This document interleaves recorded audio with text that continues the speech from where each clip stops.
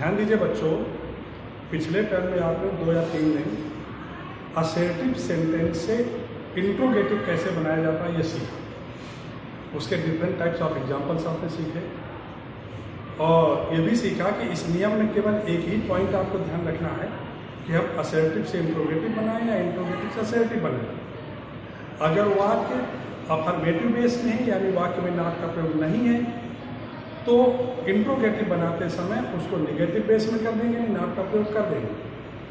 और यदि वाक्य निगेटिव बेस में है यानी नॉट दिया हुआ है तो उसको इंट्रोगेटिव बनाते समय अफर्मेटिव बेस में कर देंगे यानी नॉट हटा देंगे। यानी सीधी सीधी भाषा में कि सेंटेंस चाहे असर्टिव हो अथवा इंट्रोगेटिव, आपस में ट्रांसफॉर्म करते समय यदि वाक्य में नॉट का प्रयोग है तो उसे हटा देंगे, नहीं है तो लगा देंगे। ठीक है ना। अच्छा, इसके अलावा आपने और सीखा था कि अगर नेवर का प्रयोग है तो एवर का प्रयोग हो जाएगा, नो का प्रयोग है तो एनी का प्रयोग हो जाएगा, एनी का प्रयोग है तो नो का प्रयोग हो जाएगा और एवर का प्रयोग है तो नेवर का प्रयोग हो जाएगा। आपने ये भी सीखा था कि कुछ सेंटेंस ऐसे होते हैं जो everybody, anybody, everyone, anyone, no one, nobody इनसे शुरू होते हैं, तो इनका इंट्रोगेटिव आप डू से बना रहे थे या हेल्पिंग वर्ब से बना रहे थे। अब आज हम आपको इंट्रोगेटिव से असर्टिव सेंटेंस बनाना सिखा रहे हैं और यह ज़्यादा आसान है क्योंकि जब असर्टिव से इंट्रोगेटिव बनाना आपने सीख लिया तो उसी का उल्टा है और नॉट वाला पॉइंट आपको ध्यान रखना है। जैसे एक वाक्य हम दे रहे हैं,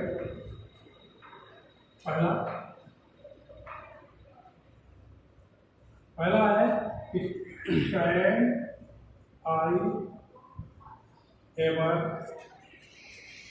गेट अ गुड जॉब, एक क्वेश्चन ये सही। Can I ever get a good job interrogative है और इसका हमें असर्टिव बनाना है तो कैसे बनाएंगे? आपको एक पॉइंट ध्यान रखना है कि वाक्य में नॉट है कि नहीं, अगर नहीं है तो लगाना है तो हटा देना है। तो इस अपने वाक्य में can I ever get a good job, यानी कि एवर है।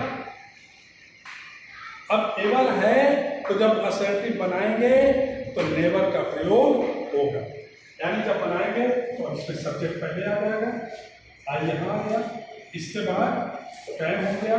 अब ये एवर नेवर ये देखिए तो आई कैन नेवर मतलब सब्जेक्ट बाहर आएगा, हेल्पिंग वर्ब अंदर जाएगी और नॉट है तो हट जाएगा, नहीं तो लग जाएगा। सब्जेक्ट बाहर आया, कैन अंदर गया और एवर को हमने नेवर कर दिया। ठीक, तो आई कैन नेवर, बाकी आगे से गेट अ गुड जॉब, ये असर्टिव बन गई। क्लियर? अब देखिए एक बात और हम दे रहे हैं आपको, जैसे सेंटेंस है कि हु जज नॉट नो महात्मा गांधी यानी एम के गांधी, ये सेंटेंस। इसका मतलब है कि who does not know M K Gandhi यानी महात्मा गांधी को कौन नहीं जानता है। तो आप देखिएगा अगर वाक्य में नॉट ना लगा होता, नॉट लगा है, अगर ना लगा होता तो हम हु के स्थान पर नोबडी अथवा नन का प्रयोग कर देते, लेकिन इसमें नॉट लगा हुआ है तो हमें नॉट वाक्य से हटाना। तो इसको जब हम बनाएंगे तो एवरीबडी से बना देंगे कि एवरीबडी। अब हम टेंस देखेंगे कौन सा है, ये प्रेजेंट इंडेफिनिट टेंस है और जब अफर्मेटिव ले जाएंगे सब्जेक्ट सिंगल है, नॉट हटेगा, वर्ब में यस है यस लग जाएगा। एवरीबडी नोज एम के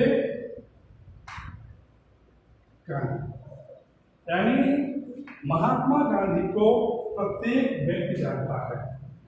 सेंटेंस है who does not no Mahatma Gandhi, Mahatma Gandhi को कौन नहीं जानता है? एवरीबडी नोज महात्मा गांधी, महात्मा गांधी को प्रत्येक जानता है। ना हट गया और हु है तो एवरीबडी, समझ गए ना। अब जैसे हम इंट्रोगेटिव बनाते हैं इसमें तो 2 बन जाते हैं लेकिन असर्टिव तो एक ही बनेगा ना। तो हो गया एवरीबॉडी नोज महात्मा गांधी, मोहनदास करमचंद गांधी। अब देखिए एक सेंटेंस और है, जैसे सेंटेंस है व्हेन जज a patriot died। बहुत अच्छा वाक्य, ध्यान देना जरा। When does a patriot die? एक देशभक्त कब मरता है? When does a patriot die? एक देशभक्त कब मरता है? तो देखिए वहां when से शुरू है। और जब मैं आपको असर्टिव से इंट्रोगेटिव पढ़ा रहा था तो उस समय बताया था कि जिस वाक्य में नेवर लगा होगा उसको जब इंट्रोगेटिव बनाएंगे तो हेल्पिंग वर्ब पहले ला करके और बीच में नेवर का प्रयोग कर देंगे, अथवा जिस वाक्य में व्हेन का प्रयोग होगा उसका इंट्रोगेटिव व्हेन से भी शुरू होगा। अब यहाँ देखिए वाक्य व्हेन से शुरू है, वाक्य में नाम नहीं है तो अंदर नेवर लगेगा, इतना ध्यान देना है। तो ये वाक्य हो जाएगा अ patriot,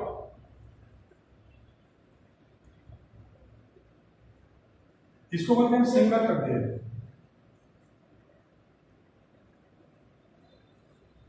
When do patriots die?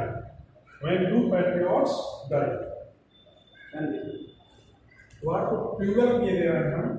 When do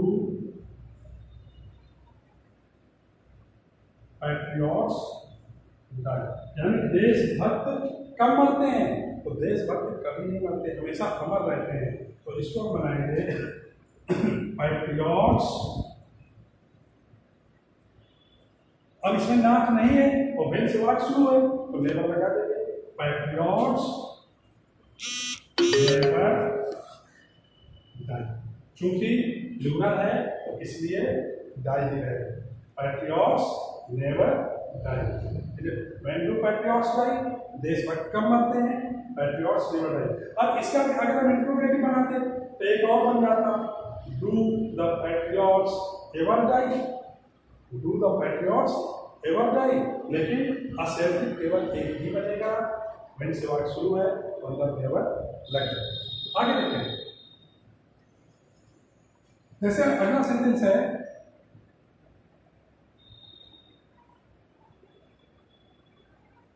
can you leave your friend in this miserable condition. बहुत अच्छा वाक्य, ध्यान देने का। क्या तुम अपने मित्र को इस प्रकार की दयनीय दशा में छोड़ सकते हो? भाई आपका मित्र है और उससे दयनीय दशा में, तो क्या तुम अपने मित्र को दयनीय दशा में छोड़ सकते हो? तो वाक्य में नाट नहीं है तो सीधे आप सब्जेक्ट को बाहर लाइए, तो यू कैन अंदर करिए और नाट नहीं है तो लगाइए, you can not leave your friend in this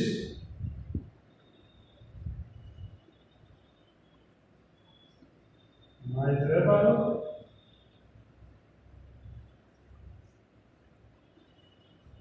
condition. ये बने तो सेंटेंस है can you leave your friend in this miserable condition? तो you can not leave your friend in this miserable condition. ये बात यानी लगभग समझ में आ रहे होंगे। असर्टिव से इंट्रोगेटिव जिसने बनाना सीख लिया है, इंट्रोगेटिव से असर्टिव बनाना बहुत आसान है। अब जैसे एक बात और है,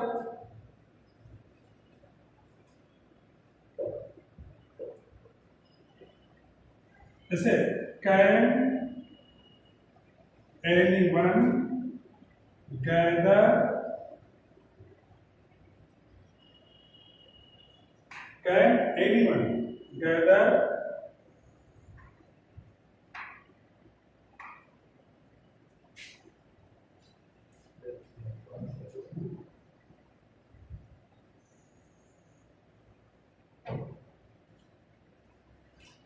can anyone count the stars? ये सेंटेंस है, क्या कोई तारों को गिन सकता है? सेंटेंस है, can anyone count the stars? क्या कोई तारों को गिन सकता है? अब जब इसको हम बनाएंगे असर्टिव में, तो एनीवन को करते जाएंगे एनीवन, और अंदर नॉट नहीं है तो नॉट लगा देंगे, तो anyone can not count the stars. Anyone can now count the stars. ये बन गया। इसका मतलब है क्या कोई तारों को गिन सकता है? तो तारों को कोई नहीं गिन सकता है, ऐसे बन जाए। एक सेंटेंस और है, जैसे है who does not like to be rich. यानी धनी बनना कौन नहीं पसंद करता है? Who does not like to be rich? धनी बनना कौन नहीं पसंद करता है?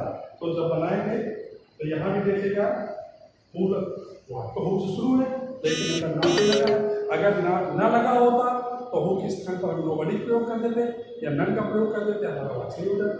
लेकिन ना लगा है तो none या nobody प्रयोग नहीं हो सकता।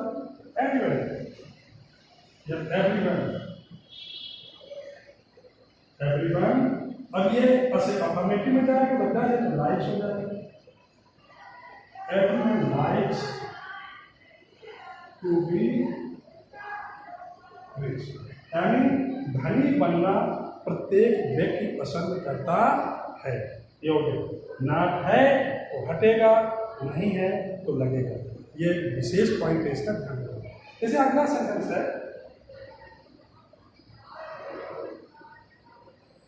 Can the sun ever? ये वाक्य मैंने आपको उसमें बताया था जब सेंटेंस को कैसे बना। Can the sun ever set in the east? यानी क्या सूर्य कभी पूरब में भी अस्त हो सकता है? सूर्य पश्चिम में अस्त होता है, पूरब उदय होता है। सेंटेंस है, can the sun ever set in the east? क्या सूर्य कभी पूरब में भी अस्त हो सकता है? और इसमें देखिए नाम नहीं लगा है, नाम आपको लगाना है, सब्जेक्ट को बाहर लाना है, तो हो जाएगा द सन कैन। अब एवर लगा है, तो एवर लगा है तो यहाँ पर हम नेवर का प्रयोग कर देंगे, तो the sun can never. Ever है तो नेवर आ जाएगा, not plus ever, set in the east. इसका मतलब हो गया कि सूर्य कभी भी पूरब में अस्त नहीं हो सकता है, क्योंकि सूर्य पश्चिम में अस्त होता है। तो एवर में नेवर आया, सब्जेक्ट को बाहर किया, कैन अंदर आ गया। एक सेंटेंस इसका और बता रहा है,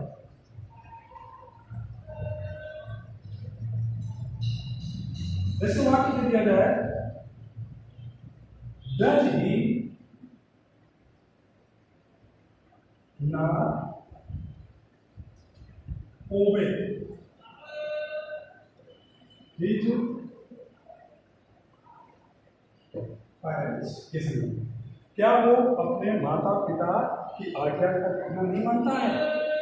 तो देखिए, does he not obey his parents? क्या वो अपने माता पिता की आज्ञा का कहना नहीं मानता है? नॉट लगा हुआ है तो नॉट हटेगा, सब्जेक्ट बाहर आएगा और अंदर वर्ब जिस कंडीशन में सेट हो जाएंगे। तो हम जब इसको बनाएंगे तो ही आया, अब ना हटेगा, डज है तो ओबेज, तो he obeys his parents. Does he not obey his parents? तो ही ओबेज हिज पेरेंट्स। अब हम असर्टिव बना रहे हैं, नॉट है तो हटेगा, नॉट हटा, जब नॉट हटेगा तो वाक्य अफर्मेटिव में जाएगा, प्रेजेंट इंडिपेंडेंट टेंस का वाक्य है तो सब्जेक्ट ही और दर्द है इसलिए ओबेज हो जाएगा हिज पेरेंट्स। तो ये हमने आपको इंट्रोगेटिव से असर्टिव बनाना सिखाया। इसकी भी 2 एक्सरसाइज दी हुई आपको किताब में। कल अभी हम इसके और कुछ स्पेसिफिक वाक्य हैं जो हम समझाएंगे अलग से ऊपर। इसके बाद हम आपको पढ़ाएंगे डिग्री। ठीक है।